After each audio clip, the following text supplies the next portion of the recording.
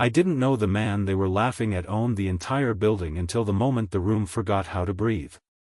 The first thing I noticed wasn't the laughter, it was the sound of glass tapping against marble, sharp and careless, like the kind of noise people make when they've never been told no in their lives, and when I turned toward table 12, balancing a tray that suddenly felt heavier than it should, I saw him sitting there alone, an old man in a worn gray coat that didn't belong in a place where steaks cost more than my weekly paycheck, his hands steady, his posture quiet, like he had nowhere else to be and nothing left to prove, and across from him, Ethan Cole leaned back in his chair, smirking like the entire room existed for his entertainment, his friends orbiting him with the same easy arrogance, phones out, capturing everything, because for them this wasn't a moment, it was content, and I felt that familiar tightness in my chest, the one that comes right before something crosses a line you can't uncross. "Sir, I think you're in the wrong section," Ethan said, loud enough for half the restaurant to hear, his voice polished, rehearsed, like he'd done this before, and the old man didn't answer, didn't even look up right away, just finished cutting his steak with slow precision, as if time moved differently for him, as if none of this mattered, and that silence only made Ethan push harder, because people like him don't understand quiet, they think it's weakness. "You hear me?" he added, tapping the table with his glass, the sound echoing just enough to turn more heads. And I stepped closer before I could stop myself, my pulse picking up, the weight of every rule I was supposed to follow pressing down on me. Don't interfere, don't engage, just serve and move on. But something about the way the old man finally lifted his eyes stopped me mid-step, because they weren't confused, they weren't hurt, they were calm, too calm, like he was watching a scene he'd already seen play out 100 times before, and for a second, just a second, I felt like I was the one out of place, not him. "I'm sorry about this," I said quietly, setting my tray down and reaching for a napkin, my hands moving faster than my thoughts as I dabbed at the edge of the table where a drop of wine had spilled. Not even his fault, just an excuse to stand there, to interrupt whatever this was turning into, and Ethan laughed, sharp and dismissive. "You don't have to apologize for him," he said, like the man wasn't even there, like he was just part of the furniture, and I felt heat rise to my face. But before I could respond, the old man spoke, his voice low, steady, the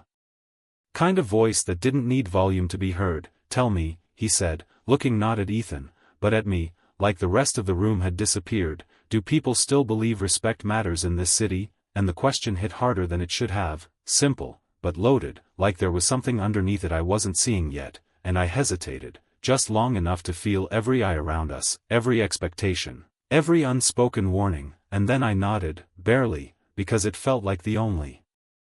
honest answer I had, and something shifted in his expression, not a smile, not approval, just acknowledgement, like he'd been waiting to hear that from someone, anyone. And behind me, Ethan scoffed, already bored, already reaching for his phone again. "This is unbelievable," he muttered, turning the camera back on, angling it just right. "You're really going to defend this guy?" And that's when I realized this wasn't over. Not even close, because the old man's hand moved, slow, deliberate,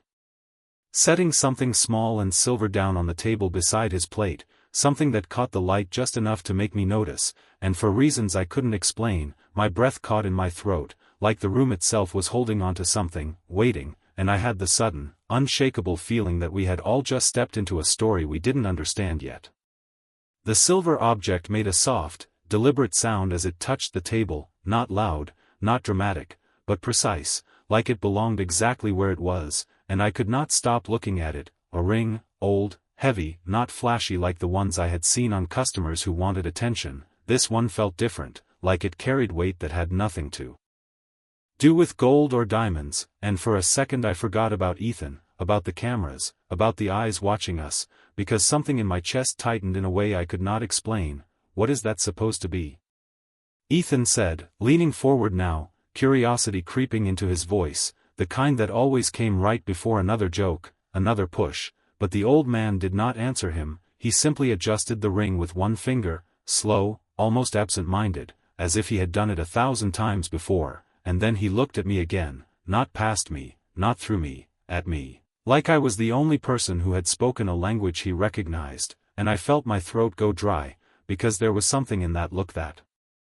did not belong in this room, not in a place filled with overpriced wine and polite conversations. It was too grounded, too certain, like he was anchored to something much larger than this moment. "You should step back," I whispered before I could stop myself, not even sure who I was warning anymore, him or Ethan, and that was when I noticed the shift, subtle at first, so subtle I thought I imagined it. The manager near the bar straightened, his smile disappearing mid-conversation, his attention snapping toward our table like he had just received a message no one else could hear, and then one of the servers near the entrance froze, tray in hand, eyes locked on something behind me, and the air changed, not colder, not louder, just heavier, like the room itself was holding its breath, waiting for something to happen. Ethan did not notice, of course he did not, he was too busy laughing again, turning his phone toward his friends, narrating the moment like he was already imagining the comments, the likes, the attention. "Look at this," he said, gesturing toward the old man. "Guy thinks he can just walk in here like he owns the place," and the words landed wrong, so wrong that I felt a flicker of something I could not name, because for a split second, it sounded less like a joke and more like a mistake, a very specific mistake, and then the front doors opened, not dramatically, not slammed, just opened. But every head turned anyway, like it was instinct, like something deeper than curiosity pulled their attention all at once, and the first man who stepped inside did not look around, did not hesitate. He walked with purpose, measured steps, dark suit, posture straight, eyes scanning the room with quiet efficiency, and behind him, another, and another, not a crowd, not chaos, just a presence, controlled, deliberate, and the conversations around us did not stop all at once, they faded, one by one, like someone was slowly lowering the volume on the entire room, and I felt my pulse in my ears, loud now, too loud, because I understood something before anyone said it out loud. This was not random, this was not coincidence, and when the manager moved, quickly now, faster than I had ever seen him move, heading straight toward our table with a look I had never seen on his face, not irritation, not authority, something closer to respect, or maybe fear dressed up as respect, I realized that whatever line had been crossed a few minutes ago, we were already far past it, and the old man, Victor, still had not raised his voice, had not changed his expression. He simply sat there, one hand resting near that ring, the other loosely holding his glass, like he had been expecting this moment all along, like he had allowed it to happen, and for the first time since this started, Ethan stopped talking, not because he understood, not yet, but because the room no longer belonged to him, and even he could feel it slipping away. The moment the manager reached our table, everything that had felt uncertain snapped into place with a clarity that made my stomach drop, because he did not look at Ethan, did not acknowledge the phones or the half-finished laughter still hanging awkwardly in the air. He went straight to the old man and stopped just short of the table, his posture rigid, his voice low, controlled in a way I had never heard before. "Mr. Moretti," he said, and it was not loud, but it carried, cutting through the room like a quiet command, and that was the moment Ethan's expression changed, not fully, not yet, but enough for doubt to flicker behind his confidence, because names matter, and the way that name was said did not belong to someone who could be dismissed. "Is there anything you need?" the manager continued, and I could see it now, the slight tilt of his head, the careful choice of words. This was not customer service, this was deference, real deference, the kind you cannot fake, and Victor did not answer immediately. He let the silence stretch, not awkward, not tense, just intentional, like he was giving everyone in the room time to catch up to something he had already known from the start, and when he finally spoke, his voice did not rise, it did not need to. "I believe your guests were just explaining something to me," he said, and his gaze shifted, slowly, deliberately, landing on Ethan for the first time since this began, and I felt it, that shift, like the air had turned electric, like something invisible had just drawn a line across the table, and Ethan laughed again, but it was different now, thinner, forced. "Look, I do not know what this is supposed to be," he said, straightening in his chair, trying to reclaim something that was already slipping away, "but we were just having a little fun, no harm done," and he gestured vaguely toward his phone, like the entire situation could be brushed off with the same casual confidence he had walked in with. But Victor's expression did not change, not even slightly, and that was worse than anger, worse than shouting, because it meant this was not emotional for him, it was measured. "Fun," Victor repeated, the word soft, almost thoughtful. Like he was testing its weight, and then he reached for the ring again, turning it once between his fingers before sliding it back into place, and I noticed something I had missed before, the engraving on the inside, small, precise, not decorative, something older, something significant, and for reasons I could not explain, it made my chest tighten even more. "Do you often define respect that way?" he asked, still calm, still steady. And Ethan opened his mouth to respond, but nothing came out. At first, just a brief hesitation that would have been invisible to anyone not standing this close, but I saw it, I felt it, because confidence does not hesitate, and in that pause, the room seemed to lean in, waiting, and then one of the men who had entered earlier stepped forward, just one step, not aggressive, not rushed, but enough to shift the balance of the space entirely, and I saw the way the other tables were watching now, not openly, not staring, but aware, every movement, every word, being absorbed, because something about this was no longer entertainment, it was something else, something heavier. And Victor finally leaned back slightly in his chair, not retreating, just settling, like a man who had already decided how this would end. "Names," he said quietly, his eyes never leaving Ethan, "have a way of reaching places you do not expect," and there was no threat in his tone, no raised voice, just a statement, simple and certain, and somehow that made it land even harder, because it felt true, not exaggerated, not performative, just real, and for the first time since this started, Ethan looked uncertain, really uncertain, his gaze flicking briefly toward the manager, toward the men who had entered, toward the room that no longer felt like his stage, and then back to Victor, as if trying to solve a problem he did not fully understand yet, and I realized, standing there with my hands still resting on the edge of the table, that this was the moment everything tipped, not loudly, not dramatically, but completely, because whatever game Ethan thought he was playing, he was no longer the one in control, and deep down, he knew it. The silence that followed his words did not feel empty, it felt deliberate, like something had just been set in motion that no one in the room could stop, and I realized I had stopped breathing somewhere between his last sentence and the way Ethan's fingers tightened slightly around his glass, not enough to draw attention, but enough to show the crack forming beneath his confidence. "Look, if this is some kind of misunderstanding," Ethan said, his tone shifting again, softer now, more careful. Like he was testing a different approach, "we can clear it up right now," and he gave a short laugh that did not quite land, glancing briefly at his friends as if expecting backup, but they were quieter now, their earlier amusement fading into something uncertain, their phones lowering just a few inches, because even they could feel it, the shift that had nothing to do with words and everything to do with presence, and Victor watched all of it without interruption, his gaze steady, unreadable, not reacting to the change, not encouraging it either, just observing, as if this moment was less about what was being said and more about what was being revealed. "A misunderstanding," Victor repeated, and there was something in the way he said it that made the phrase sound unfamiliar, like it did not belong in his world, and he leaned forward slightly, not aggressively, just enough to close the distance by an inch, but it felt like more, it felt like the entire table had shifted toward him. "Tell me," he continued, his voice still calm, still controlled, "when you decided to turn a stranger into a performance, what exactly did you understand?" And the question hung there, simple on the surface, but layered in a way that made it difficult to answer without exposing something deeper, and Ethan hesitated again, longer this time, his eyes flicking toward the manager, who had not moved, still standing there with that same rigid posture, waiting, not for Ethan, but for Victor, and that was when it became undeniable. This was not a situation Ethan could talk his way out of, not with charm, not with confidence. Because the rules he was used to did not apply here. "We were just having a good time," Ethan said finally, but even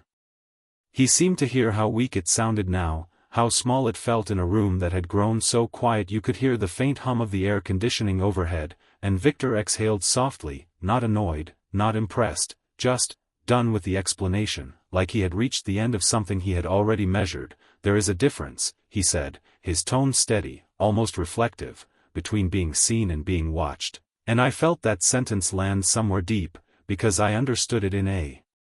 way I could not fully explain, the difference between existing and being turned into something for someone else's amusement, and Ethan shifted in his seat, uncomfortable now, his earlier posture gone. Replaced by something tighter, more defensive. "All right," he said, forcing a small smile that did not reach his eyes, "so what do you want?" And there it was, the assumption, the idea that this could be resolved with a transaction, a gesture, something tangible he could control, and for the first time, Victor's expression changed, not dramatically, just a slight narrowing of his eyes, a flicker of something colder, not anger, but clarity. "What I want," Victor said slowly, "is not something you can offer," and the words settled over the table with a weight that made Ethan's smile falter completely, and I felt it then, the full realization, this was never about compensation, never about an apology, it was about something far more fundamental, something Ethan had already failed to understand the moment he laughed, and behind us, the man who had stepped forward earlier moved again, just enough to stand within reach of the table, not touching, not intervening, just present, and the message was clear without a single word spoken. This moment belonged to Victor, entirely, and everyone else was simply witnessing it unfold, and I stood there, still, caught between the role I was supposed to play and the reality I was watching, knowing that whatever happened next would not be loud, would not be chaotic, but it would change something, not just for Ethan, but for everyone who had been in this room when the balance shifted and never shifted back. The question lingered in the air longer than anything else he had said, not because it was louder, but because it stripped everything down to something Ethan could not dress up or deflect, and I saw it happen in real time, the exact second his confidence gave way to calculation, his eyes narrowing slightly as if he was trying to reframe the situation into something familiar, something he could manage. "All right," he said again, this time slower, choosing each word carefully, "then let us reset. No cameras, no jokes, just respect," and he reached for his phone, turning the screen dark with a quick tap, placing it face down on the table like it was an offering, a signal that he understood the shift, at least on the surface, and for a moment it almost worked, the gesture hanging there between them, small but intentional, but Victor did not acknowledge it, not directly, he simply watched, his expression unchanged, his presence steady in a way that made the gesture feel insufficient before it even had a chance to settle. "Respect," Victor repeated, and this time there was the faintest trace of something in his voice, not approval, not rejection, something closer to curiosity, as if he was examining the word itself rather than the attempt behind it, and then he leaned back slightly, his hand resting near the edge of the table, fingers relaxed, but controlled. "Do you believe respect begins when it becomes necessary?" he asked, and the question landed with quiet precision, cutting through the thin layer of recovery Ethan was trying to build, because it was not about what he was doing now, it was about everything that had already happened, everything that could not be undone with a single gesture, and Ethan paused, his jaw tightening just enough to show the pressure he was under, because there was no easy answer, not one that would put him back in control, and I could feel it too, the weight of that question, the way it reframed the entire situation into something deeper, something that could not be negotiated, and for the first time since I had approached the table, I realized I was no longer just witnessing a confrontation. I was watching a lesson unfold, one that was not meant to be loud or dramatic, but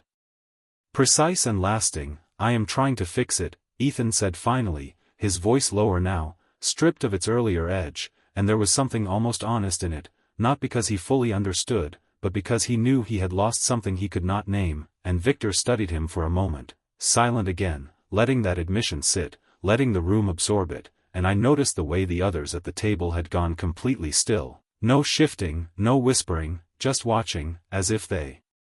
understood instinctively that this was no longer their place to speak, and behind me, the quiet presence of the men who had entered earlier remained unchanged, steady, patient, not intervening, because they did not need to. The control was already established, fully, completely, and then Victor's gaze moved, just briefly, away from Ethan and toward me, and it caught me off guard, because I had almost forgotten I was part of this moment at all. "You stepped forward," he said, his voice softer now, but no less deliberate, and I felt my breath catch again, every instinct telling me to stay still, to not say the wrong thing. Most people did not. He continued, and there was no judgment in his tone, just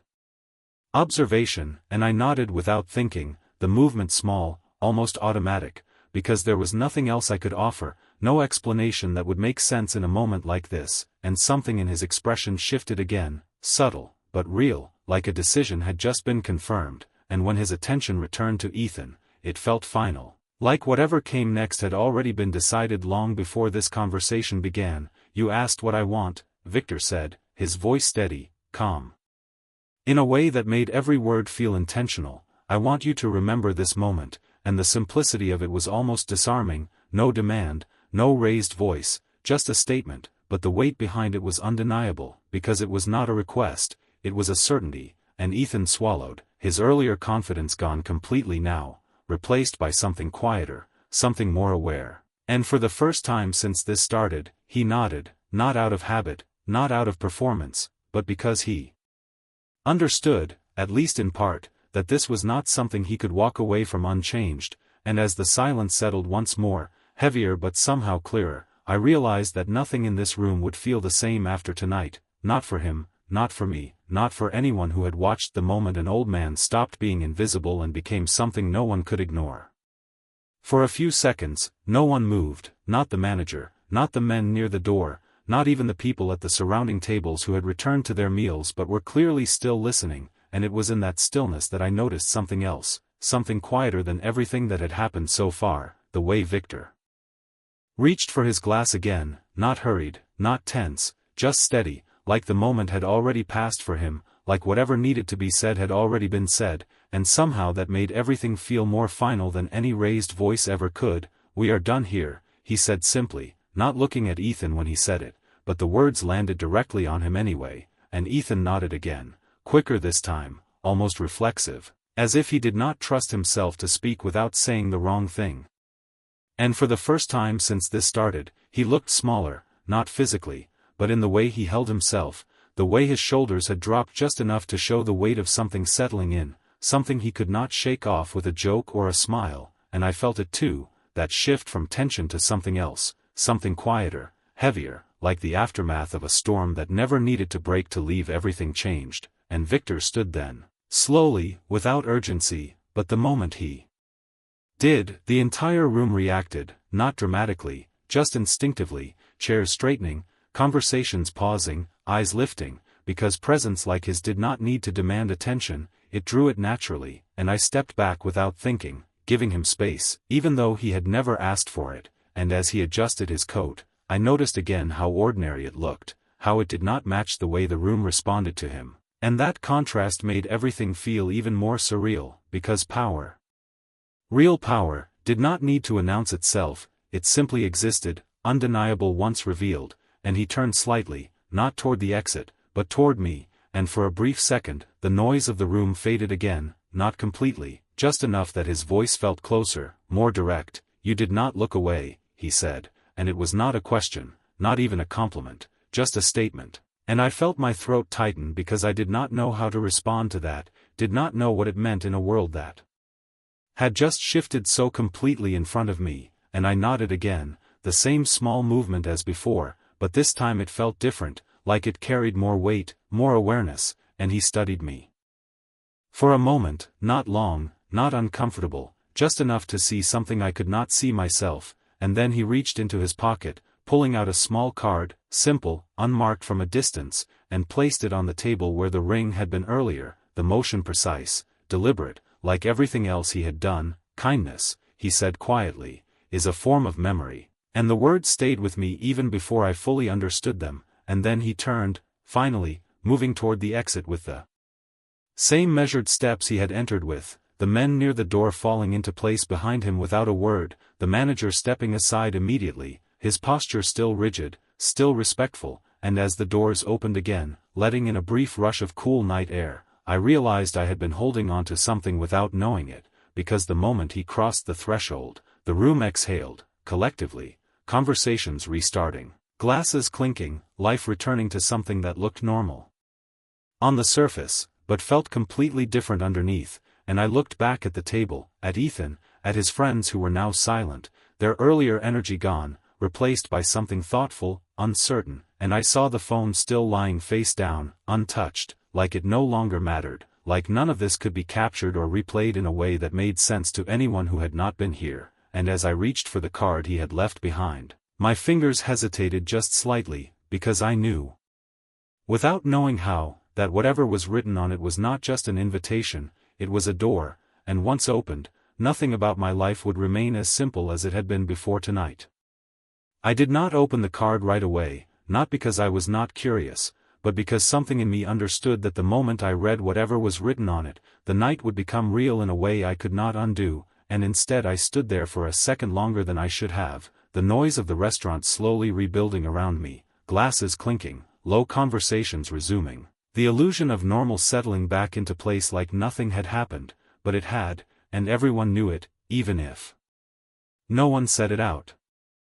loud. And when I finally looked up, Ethan was still sitting there, staring at the empty space where Victor had been, his expression distant, like he was trying to replay the last 10 minutes and could not quite make sense of them, and for a brief moment, I almost felt something like sympathy, not because of what he had done, but because of what he had just learned, the kind of lesson that does not leave room for excuses. "You good?" one of his friends asked quietly, the earlier confidence completely gone from his voice, replaced by something cautious, almost unsure, and Ethan nodded, but it was not convincing, not even to himself. "Yeah," he said, but the word came out flat, hollow, like he was testing it more than stating it, and I realized then that whatever Victor had taken from him tonight, it was not something visible, not something you could point to or fix, it was something internal, something that would follow him long after he walked out of this place, and I turned away. Before I could think about it too much, because my focus shifted back to the card still resting on the table, small, simple, almost unremarkable, except for the fact that it was not anymore, not after everything that had just happened, and when I finally picked it up, it felt heavier than it should have, like it carried more than just paper and ink, and I flipped it over slowly, my fingers steady but my mind racing, and there it was, just a name and a number, nothing more, no title, no logo, no explanation, just Victor Moretti printed in clean, understated lettering, and beneath it, a phone number that looked as ordinary as any other, and yet I knew it was not in the way it connected to everything I had just witnessed, and I let out a breath I did not realize I had been holding, because the simplicity of it made it more real, not less, like it was not trying to impress me, not trying to convince me of anything, it was just there, waiting, and I slipped it into the pocket of my apron before I could overthink it, before I could decide whether I should or should not keep it, because some part of me already knew I would not throw it away, and when I turned back to the table, Ethan was standing now, his friends gathering their things without the usual laughter, without the noise, just quiet movements, controlled, like they were all trying to leave without drawing attention, even though the room was still aware of them, still watching in that subtle way people do when something important has just happened and no one wants to be the first to acknowledge it. And as Ethan passed me, he hesitated for a fraction of a second, his eyes meeting mine briefly, and there was something different there now, something stripped down, less certain, less entitled, like the version of him from earlier had been left behind at that table along with everything else, and he nodded once, small, almost automatic, before continuing toward the exit, and I stood there, watching them go, feeling the weight of the card in my pocket, the echo of Victor's words still lingering in my mind. Kindness is a form of memory, and I did not fully understand what that meant yet, but I knew it mattered, because nothing about tonight had been random, not the moment, not the lesson, not the way he had looked at me when he said it, and as I picked up my tray again, returning to the rhythm of a job that suddenly felt different, I realized something had shifted for me too, not in a loud or obvious way, but in the quiet space where choices begin, because now there was a number in my pocket, and a part of me that would not forget it, no matter how much I tried to go back to the way things were before. The rest of my shift passed in a blur that did not feel like time at all, more like repetition without presence, my hands moving through familiar motions while my mind stayed somewhere else entirely, replaying every detail of what had happened, the sound of his voice, the way the room had changed without warning, the weight of that single sentence that still echoed in my chest, and every now and then my fingers brushed against the edge of my apron pocket, just enough to remind me the card was still there, real, not imagined, and that made it harder to ignore, harder to push the night into something I could dismiss as just another strange shift, because it was not anymore, and when my shift finally ended and I stepped outside, the cool air hit differently than usual, sharper, cleaner, like it was pulling me out of the contained world of the restaurant and back into something larger, something less controlled, and I paused on the sidewalk for a moment, watching the city move the way it always did, cars passing, people walking, lights flickering in windows above, everything normal, everything unchanged, except it did not feel that way to me. Not after tonight, and I reached into my pocket without thinking, pulling out the card again, holding it between my fingers as I looked down at the name, Victor Moretti, the same clean lettering, the same simple number, and I wondered how something so small could feel so significant, how a piece of paper could carry the weight of a choice I had not realized I was making, and I told myself I would just look at it, just hold it for a second before putting it away, but my thumb moved on its own. Tracing the edge, memorizing the shape, like part of me was already deciding something I had not said out loud yet, and I let out a slow breath, glancing up at the street again, at the life that had nothing to do with him, nothing to do with what I had witnessed, and yet somehow it all felt connected now, like the city itself had layers I had never noticed before, and then my phone buzzed in my hand, sudden and sharp, pulling me back into the present, and I looked down automatically, expecting a message from work or a reminder I had forgotten about, but the screen showed nothing familiar, just a single new message from an unknown number, no name, no context, just a line of text that made my pulse jump the second I read it. You made it home safely, and for a moment I just stared at it, my mind refusing to process what it meant, because there were too many questions packed into those 5 words, too many possibilities I did not want to jump to, and I felt that same tightness in my chest from earlier return, not fear exactly, not panic, something sharper, more aware, because I knew, even before I admitted it to myself, that this was not random, not a wrong number, not a coincidence, and my eyes flicked back to the card in my hand, to the name I had just been studying, and the connection formed instantly, too clean to ignore, and I swallowed, my throat dry as I looked around the street again, suddenly more aware of everything, the people passing, the cars slowing at the light, the reflections in the glass windows, like I was seeing the same world but through a different lens, one that showed me how much I had been missing before, and my phone buzzed again, another message, just as simple, just as direct, kindness is remembered, and this time I did not need to question where it came from, did not need to guess, because the words matched too perfectly, echoed too clearly, and I felt something shift inside me, not fear, not exactly, but recognition, like a door I had not realized was there had just been opened, and I stood there on the sidewalk, caught between the life I knew and something else I could not yet define, staring at a name, a number, and 2 messages that changed everything without raising their voice, and for the first time since the night began, I understood that this was not over, not even close, it was just beginning. I did not reply right away, not because I did not know what to say, but because I understood that whatever I said next would not just be a message, it would be a decision, and I stood there on the sidewalk with the city moving around me like nothing had changed, even though everything had, my phone still in my hand, the screen glowing softly with words that felt too precise to ignore, and I read them again, slower this time. Kindness is remembered, and I felt the meaning settle deeper, not as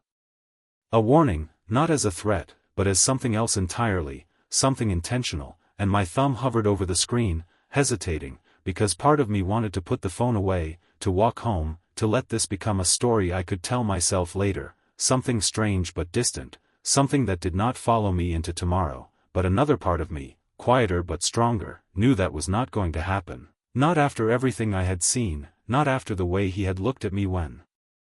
he spoke, and I exhaled slowly before typing, my fingers steady despite the weight behind the moment. Yes, I am home, simple, direct, nothing more, and for a second nothing happened, just the faint hum of the city, the distant sound of traffic, the rhythm of a normal night continuing as if I had not just stepped into something completely different, and then the response came, almost immediately, as if he had been waiting. Good, just one word, but it carried the same quiet certainty as everything else about him, and I felt a strange mix of relief and something harder to define, something closer to awareness, like I had just confirmed something I could not take back, and I slipped the phone into my pocket, but the feeling stayed, lingering, expanding, because this was no longer just about a moment in a restaurant, it was about what came after, what I chose to do with it, and as I started walking, my steps slower than usual, I found myself thinking about everything he had said. The way he had framed respect, the way he had turned something small into something lasting, and I realized that for him, this was never about control in the way people usually understand it. It was about memory, about impact, about making sure a moment did not disappear the second it ended, and that thought stayed with me as I reached my building, climbing the stairs with a kind of quiet focus I had not felt before, like I was carrying something invisible but real. And when I finally stepped inside my apartment, closing the door behind me, the silence felt different, not empty, but full, like it was holding space for something new, and I leaned against the door for a second, letting everything settle, the night, the conversation, the messages, all of it layering together into something I could not ignore anymore, and I reached into my pocket again, pulling out the card one more time, looking at the name like it might change if I stared at it long enough, but it did not. It stayed the same, steady, certain, just like the man himself, and I understood then that this was not about whether I would call or not, not really. It was about whether I was willing to step into something I did not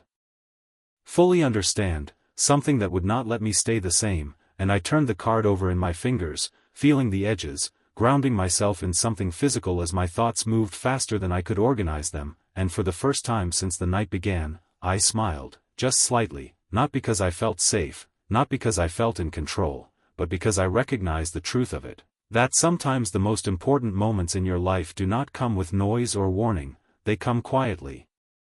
disguised as something small, something easy to overlook, and only later do you realize they were never small at all. And as I set the card down on the table beside me, I knew one thing with absolute clarity: I had not just witnessed someone powerful, I had been seen by him, and that meant my life was already changing, whether I was ready for it or not.